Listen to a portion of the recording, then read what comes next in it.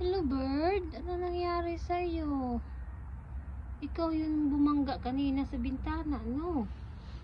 Ay, kawawa ka naman. Bumangga siya sa kanina sa bintana, guys. Siguro nahilo-hilo siya. Ayan, nawawa naman. Baka nabali yung paa nito. Nako, ang sparrow bird.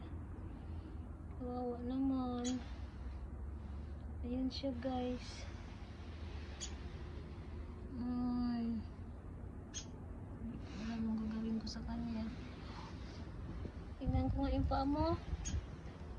Ano nga? Pwede ba kitang hawakan? Oh. Kawawa naman.